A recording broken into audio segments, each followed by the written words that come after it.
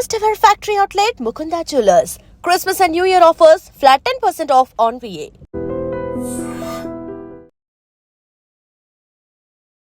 నమస్కారం, welcome to I dream. నేను మీ సంగీత.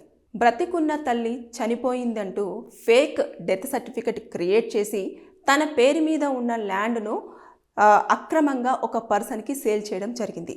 ఈ విషయాన్ని గ్రహించిన తల్లి, నేను బ్రతికే ఉన్నాను, నాకు న్యాయం చెయ్యండి అంటూ అధికారులను అప్రోచ్ అవ్వడం జరిగింది. ఈ సంఘటన కూడా వచ్చి ఎక్కడో జరగలేదు, ఏపీలోని ప్రకాశం జిల్లాలో చోటు చేసుకుంది సంఘటన. అయితే వెంటనే ఆర్డీఓ రెస్పాండ్ అయిపోయి మొత్తం విచారణ చేపట్టిన తర్వాత ఆవిడ బ్రతికున్నప్పుడు ఈ డెత్ సర్టిఫికెట్ ఎలా క్రియేట్ చేశారు, దీన్ని ఎలా అక్రమంగా మీరు సేల్ చేస్తారు అని చెప్పేసి ఈమె ఏదైతే ల్యాండ్ ఉందో ఆ ల్యాండ్ని ఈవిడ పేరు మీదనే మళ్ళీ రాసి దాన్ని వెబ్ ల్యాండ్ ఏదైతే ఉంటుందో దాంట్లో పేరును నమోదు చేసిన తర్వాత కొడుకుకు ప్రతి నెల తల్లి పోషణార్థం 15,000 రూపాయలను కూడా తల్లికి మీరు అందించాలి అని చెప్పేసి సూచించడం జరిగింది. అంటే రాను రాను బంధాలు ఎంత దారుణమైన దిగజారిపోతున్నాయి అనడానికి ఉదాహరణగా మనం ఈ కేసు చూడొచ్చు. అంటే తల్లి బ్రతికే ఉంది, కానీ ఏ విధంగానైనా సరే ఆ ఆస్తిని అమ్ముకోవాలి, తనకున్న అప్పులో లేకపోతే తనకున్న డబ్బు పిచ్చో ఏదో ఒక రకంగా పూర్తి చేసుకోవాలని చెప్పేసి అనుకున్న నేపథ్యంలో తల్లి అక్కడ ఉండింది, నా తల్లి చనిపోయిందని చెప్పేసి అతను డెత్ సర్టిఫికేట్ తీసుకొని తర్వాత నెక్స్ట్ ఆ డాక్యుమెంట్స్ అన్నీ క్రియేట్ చేసి వెంటనే ఒక పార్టీని కూడా చూసుకొని వారికి కూడా సేల్ చేయడం జరిగింది. అంటే ఎంత అమానుషంగా మనం ఇలాంటి సంఘటనలు చోటు చేసుకుంటున్నాయని చెప్పేసి మనం మాట్లాడుకోవచ్చు. ఒకరేమో నిన్న కాక మొన్న ఒక పాముని తీసుకొచ్చేసి తండ్రిని కాటేపిచ్చేసి మరీ ఇన్సూరెన్స్ డబ్బులు కలెక్ట్ చేసుకుంటామని చెప్పేసి అనుకున్నారు. ఎక్కడో తండ్రిని చంపేసి ఆస్తిని ఎలాగైనా తీసుకోవాలని చెప్పేసి ఒకవైపు చూస్తున్నారు. ఇలాంటివన్నీ ఎంత ఇదంటే, కానీ నిజంగా చెప్పాలంటే ఎప్పుడైనా సరే ఆస్తి విషయంలో ఇక్కడ ఆర్డీఓ ఆఫీసరు ఒకరే రెస్పాండ్ అవ్వడం కాదు, లీగల్గా చూసుకుంటే కూడా ఎవరైతే స్వతహాగా ఆస్తి సంపాదించుకున్న వాళ్ళు ఉంటారో అది తల్లిదండ్రుల పేరు మీద ఏ ఆస్తి అయితే ఉంటుందో అది వంశపారంపర్యంగా వచ్చిన తర్వాత వారి తదనంతరము లేదా వారు గనుక ఎవరైతే అందరూ వారసులు ఉంటారో వారి అంగీకారంతో ఇలా పంచుకోవాల్సి ఉంటుంది. ఇకపోతే వారు ఓన్గా కనుక సెల్ఫ్ గెయిన్డ్ ప్రాపర్టీ ఏదైనా ఉంది అనుకోండి, అప్పుడు ఏం చేయాలి? వాళ్ళు స్వతహాగా నేను ఈ పర్సన్కి రాసిస్తున్నాను అన్నప్పుడు మాత్రమే అది చెల్లుబాటు అవుతుంది, వాళ్ళకి తీసుకోవడానికి రైట్స్ ఉంటుంది. ఇకపోతే ఒకవేళ ఆ పర్సన్ లేరు, చనిపోయారు, వీలునామా రాయలేదు, అలాంటి సందర్భంలో వ్యక్తి చనిపోయారు అని చెప్పేసి వాళ్ళు డెత్ సర్టిఫికేట్ క్రియేట్ చేసి వాళ్ళు మ్యూటేషన్ చేయించుకుంటారు. అంటే తల్లి పేరు మీద ఉన్న ఆస్తిని మా పేరు మీదకి షిఫ్ట్ చేయండి, తను చనిపోయారు అని చెప్పేసి చూపించడము, దానికి సంబంధించిన ఆధార్ కార్డు, తర్వాత నెక్స్ట్ డెత్ సర్టిఫికేట్ ఇవన్నీ కూడా సబ్మిట్ చేస్తారు. సబ్మిట్ చేసిన తర్వాత అప్పుడు వారి పేరు మీదకి అనేది షిఫ్ట్ అవ్వడం జరుగుతుంది. కానీ ఇక్కడ ఏమైంది? తల్లి బ్రతికే ఉంది, ఊర్లో అందరికీ ఇతని తల్లి ఎవరో తెలుసు. అదేవిధంగా తల్లి పేరు మీద ఉన్న ల్యాండ్ ఎక్కువ రేటు పలుకుతుంది అని చెప్పేసి గ్రహించాడు. తల్లిని అడిగితే ఇవ్వదు. కాబట్టి ఏం చేశాడు? ఎలాంటి గొడవ లేకుండా సైలెంట్గా అతను ఏ పని చేయాలో అది చేయడం జరిగింది. వీళ్ళకి అర్థం కాని విషయం ఏంటంటే, ఆవిడ లీగల్గా కనుక స్టెప్స్ తీసుకుందనుకోండి, అతను ఎంత ఆస్తి ఏదైతే ఉందో ఆ ఆస్తిని రిటర్న్ తీసుకురావాలి. తర్వాత నెక్స్ట్ ఈమె సంపాదించిన ఆస్తిలో కూడా లేదంటే ఈవిడ పేరు మీద ఉన్న ఆస్తిలో కూడా 1% కూడా అతనికి ఇవ్వకుండా ఉండేందుకు కూడా లీగల్గా ఆవిడ స్టెప్స్ తీసుకోవడానికి ఛాన్స్ ఉంది. కాబట్టి ఒకవేళ రాసింది ఇప్పటికే కొడుకు పేరు మీద ఎంతో కొంత లేదంటే కూతురు పేరు మీద ఎంతో కొంత ఆస్తిలో వాటా రాసింది. ఆ వాటా రాసినప్పుడు కూడా వీళ్ళు ఇలా బిహేవ్ చేస్తున్నారు కాబట్టి నాకు వీళ్ళ మీద సరైన కన్సర్న్ లేదు, నా ఆస్తిని నాకు తిరిగి ఇచ్చేయండి అని అంటే సచ్చినట్టు మళ్ళీ వెనక్కి వాళ్ళకే వచ్చేస్తుంది. అంతేగాని బలవంతంగా తీసుకోవడము, చంపేసిన తర్వాత తీసుకోవడము, బ్రతుకున్న వాళ్ళని చచ్చిపోయినట్టు క్రియేట్ చేయడము, ఇవన్నీ కూడా చాలా అమానుషమైన పనులు. అంటే బంధాలన్నీ చచ్చిపోయినాయి, కేవలం నడుస్తున్న దేనిపైన డబ్బు పైన మాత్రమే మనం బ్రతకగలము, డబ్బు ఉంటే సరిపోతుంది, బంధాలతో సంబంధం లేదు అని చెప్పేసి అనుకుంటున్న రోజుల్లో కొడుకులు ఎంత దిగజారిపోతున్నారు. అదేవిధంగా కూతుర్లు కూడా కొంతమంది దిగజారిపోతున్నారు. బెంగళూరులో కూడా మన ఇన్సిడెంట్ ఒకటి జరిగింది. పెన్షన్ డబ్బుల కోసము తల్లిని చిత్తగా బాధింది, దారుణంగా కొట్టడం జరిగింది. అంటే మీకు కాళ్ళు చేతులు అన్నీ బాగున్నాయి, మీకు ఏజ్ ఉన్నది, తర్వాత మీకు సంపాదించుకునే అంత తెలివిని కూడా వాళ్ళు ఇచ్చారు, చదువు కూడా నేర్పించారు. అదంతా పక్కన పెట్టేసి వీళ్ళు ముసలోళ్ళు అయిపోయారు, ఇంకా వీళ్ళకు డబ్బులతో ఏం పని ఉంటుంది, వీళ్ళ దగ్గర ఉన్న ఆస్తిని అమ్ముకుంటే సరిపోతుంది కదా, వాళ్ళకి ఏం తెలుస్తుంది, మన మీద నమ్మకం ఉంది కదా అని చెప్పేసి అనుకుంటే లీగల్గా మాత్రం వాళ్ళు స్టెప్ తీసుకున్నారంటే మీరు జైల్లో ఉండాల్సిందే. ఇకపోతే మీ పేరు మీద ఉన్న ఆస్తి కూడా వారి పేరు మీదకి షిఫ్ట్ అయ్యే ఛాన్సెస్ కూడా ఉంటాయి. దాంతోపాటు మీరు ఒకవేళ అక్కడ ఎర్న్ చేస్తున్నారంటే మీరు సంపాదించే దాంట్లో అంటే పేరెంట్స్ యొక్క పోషణార్థం అంటే వాళ్ళ ఫుడ్ కానివ్వండి, బెడ్ కానివ్వండి, వీళ్ళ అకామిడేషన్ కానివ్వండి, అన్నింటికి కూడా ఎవ్రీ మంత్ 20,000 వరకు కూడా కోర్టు వారికి ఇవ్వాలని చెప్పేసి సూచించడం కూడా జరుగుతుంది. ఇక్కడ 15,000 చెప్పారు ఆర్డీఓ. బేసిక్గా కోర్టుకు వెళ్తే ఇంకొక 5,000 కూడా పెరిగే ఛాన్సెస్ ఉంటుంది. కాబట్టి పేరెంట్స్ని ఎప్పుడైనా సరే పిల్లలు చూసుకునే విధానంలో వారి యొక్క ప్రేమను చూడండి, వారి యొక్క కన్సర్న్ని చూడండి. వారి తదనంతరము ఆ ఆస్తి మీకే వస్తుంది. కానీ ఇలా బ్రతుకున్న వ్యక్తిని చనిపోయినట్టుగా చిత్రీకరించి ఫేక్ డాక్యుమెంట్స్ క్రియేట్ చేసి డెత్ సర్టిఫికెట్ తీసేసుకొని అక్రమంగా మీరు ఆస్తులు అమ్ముకున్నా సరే అది రిటర్న్గా మళ్ళీ వాళ్ళకు బ్యాక్ వచ్చేస్తుంది. ఆర్డీఓ ఇందులో ఇన్వాల్వ్ అవుతారు, ఎంఆర్ఓ ఇన్వాల్వ్ అవుతారు, కలెక్టర్ ఇన్వాల్వ్ అవుతారు, తర్వాత లీగల్ పరంగా కోర్టు కూడా ఇన్వాల్వ్ అవుతుంది. వీళ్ళందరూ ఇన్వాల్వ్ అయిందంటే అనవసరంగా మీరు 7 ఏళ్ల పాటు జైలు శిక్ష అనుభవించాల్సి ఉంటుంది. దాంతోపాటు ఆస్తిలో మీరు ఎవరికైతే అమ్మినారో వారు కూడా ఇందులో పార్టీని చేస్తారు, వారికి కూడా శిక్ష పడే అవకాశాలు ఉంటాయి. అంటే పూర్తి స్థాయిలో ఎంక్వైరీ చేసుకోవాలి కదా. అంటే వాళ్ళ తల్లి నిజంగానే చనిపోయిందా లేదా అనేది ఎంక్వైరీ చేసుకోవాలి. వాళ్ళు మొత్తము మనం చూసేసుకుంటే ఇన్కంప్రెన్స్ సర్టిఫికెట్ అని ఉంటుంది కదా, దాంట్లో మొత్తం పూర్తి స్థాయిలో ఉంటుంది. ఇకపోతే మనము పహానీలు చూస్తే కూడా దాంట్లో ఉంటుంది. మీరు డాక్యుమెంటైజేషన్ చూసారంటే దాంట్లో కూడా ఉంటుంది. ఇవన్నీ చూసుకోకుండా అరే అమ్మేశారు తీసేసుకుందాం వారసుడే కదా అని చెప్పేసారంటే వారసుడు ఏ విధంగా ఆస్తి అమ్ముతున్నాడు అని తెలుసుకోవాల్సిన బాధ్యత ఎవరైతే కొనుగోలు చేస్తున్నారో వారి మీద కూడా డిపెండ్ అయి ఉంటుంది. అనవసరంగా కొన్నారు అంటే మీరు కూడా పనిష్మెంట్ తీసుకోవాల్సిన అవసరం వస్తుంది. ఇక్కడ ఎవరైతే కుమారుడు చేసిన పని ఉందో అది తల్లిని చాలా వరకు బాధ పెట్టింది. ఆవిడ మానసికంగా కూడా అంటే తల్లిని ఫిజికల్గా చంపలేదేమో కానీ మానసికంగా మాత్రం తల్లిని దారుణంగా చంపేసి ఆవిడకు ఏదైతే ఆసరాగా ఉందో ఆ ల్యాండ్ను కూడా అమ్మేశాడు. అంటే రోడ్డు మీద లిటరల్లీ రోడ్డు మీద పడేశాడు అన్నట్టు.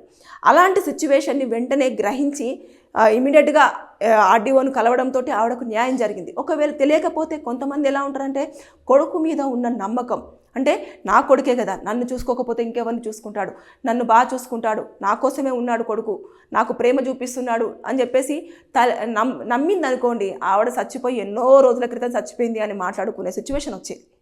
అలా కాకుండా ఇమీడియట్గా ఆవిడ రెస్పాండ్ అవ్వడము, తెలిసిన వెంటనే దానికి ఎవరిని అప్రోచ్ అవ్వాలని చెప్పేసి చుట్టుపక్కల వాళ్ళని కనుక్కొని అక్కడికి రావడము, అయిన తర్వాత అధికారి కూడా వెంటనే స్పందించడము, మొత్తం డాక్యుమెంట్స్ అంతా చూసేసి అరే ఈవిడ బ్రతికే ఉంది కదా, బ్రతికి ఉండగా ఇలాంటి ఎలా చేస్తారు అని చెప్పేసి ఎవరైతే ఉన్నారో ఆ డెత్ సర్టిఫికేట్ ఇచ్చిన వాళ్ళు కూడా మనిషి బ్రతుకుందా, ప్రైవేట్ వాళ్ళు అయితే చాలా వరకు ఇచ్చేస్తారు, ఎంతో కొంత డబ్బులు ఇచ్చేస్తారు. కానీ గవర్నమెంట్ దగ్గర నుంచి వెళ్ళి మాత్రం మనకు రాదన్నట్టు. అంటే ఖచ్చితంగా మీరు ఏదైతే మీరు డెత్ సర్టిఫికేట్ ఉంటుందో ఏ హాస్పిటల్లో అయితే చనిపోతారో ఆ హాస్పిటల్ నుంచి డెత్ సర్టిఫికేట్ ఇష్యూ చేస్తారు. కానీ ఇష్యూ చేసేటప్పుడు మీరు ఎప్పుడైతే దహన సంస్కారాలు చేస్తూ ఉంటారో దాన్ని తీసుకెళ్ళేసి మీరు గవర్నమెంట్ తరపు నుంచి వెళ్ళి కూడా మీరు కొన్ని డాక్యుమెంట్స్ తీసుకోవాల్సి ఉంటుంది. తీసుకున్న తర్వాతనే అప్పుడు అంటే వారి పేరు మీద ఆస్తి కనుక ఎక్కువగా ఉంది అన్నప్పుడు, అంటే కొంతమంది పేరు మీద 30 ఎకరాలు ఉంటుంది, 10 ఎకరాలు ఉంటుంది, 5 ఎకరాలు ఉంటుంది, అంటే సెంట్లు అంటారు కొంతమంది, తెలంగాణ భాషలో వచ్చేసేమో ఎకరాలు అంటారు.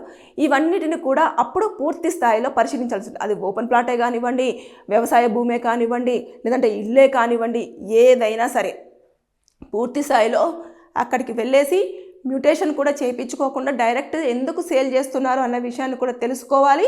చనిపోయారా లేదా అన్నది కూడా అక్కడ ఏదైతే ఉంటుందో ఎంఆర్ఓ ఆఫీసు అక్కడ ఇన్ఫర్మేషన్ ఉందా లేదా తెలుసుకోవాలి. చుట్టుపక్కల వాళ్ళను కూడా వీళ్ళ మదర్ నిజంగానే లేదంటే ఫాదర్ నిజంగానే వీళ్ళ కుటుంబ సభ్యులు నిజంగానే చనిపోయారా లేదా అని చెప్పేసి ఎంక్వైరీ చేసుకోవాలి.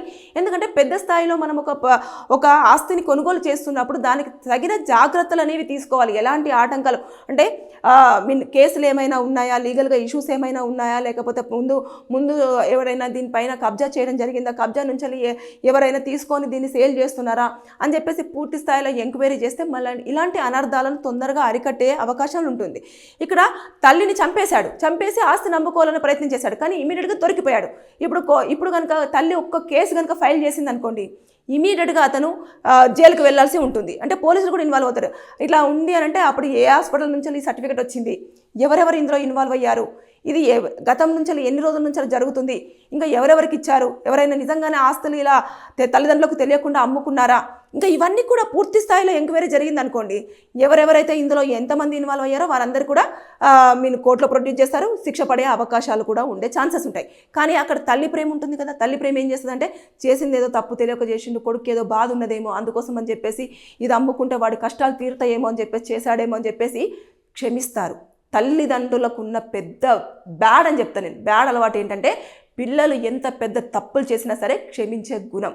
దీనివల్ల వాళ్ళు తప్పులు చేస్తూనే వెళ్తూ ఉంటారు. ఆ తప్పులు అనేవి వాళ్ళకి కనిపించవు. అంటే తల్లిదండ్రులు ఏమంటారు, అరే నా కొడుకే కదా, నా కూతురే కదా ఇంకా అని చెప్పేసి ఏదో నచ్చ చెప్పే ప్రయత్నం చేస్తారు. కానీ వీళ్ళను పురుగుల్ని చూసినట్టు చూస్తూ ఉంటారు. తీసుకెళ్ళి రోడ్ల మీద పడేయడము, అనాథాశ్రమంలో వదిలేయడము, ఆస్తి తీసుకున్న తర్వాత నువ్వెవరు అని చెప్పేసి అనడము. ఆ ఏజ్కు మనం కూడా వస్తాం, అప్పుడు సిచ్యువేషన్స్ ఎలా ఉంటాయో తెలియదు. కాబట్టి పేరెంట్స్ విషయంలో పిల్లలు ఎంత జాగ్రత్తగా ఉంటారో అప్పుడు వారి యొక్క ఆస్తి మీద మీకు పూర్తి రైట్స్ ఉంటాయి. వారికి కావాల్సిన సరైన టైంలో ఫుడ్డు, వాళ్ళు నిద్రించడానికి ఒక బెడ్, తర్వాత నెక్స్ట్ వాళ్ళు ఉండడానికి ఒక ఆశ్రమం, అంటే ఇంట్లో ఒక్కొక్క ప్లేసు ఇచ్చారు అంటే వారు మీకు తదనంతరము నా కొడుక్కి కూతురి కన్నా రాసిన ఆస్తి మీద మీకు 100కి 100% రైట్స్ ఉంటాయి. ఇలా దొంగచాటగా తీసుకునే వాటి మీద మీకు 0%, అంటే ఒక్క కొంచెం కూడా మీకు రైట్స్ ఉండే ఛాన్స్ లేదు.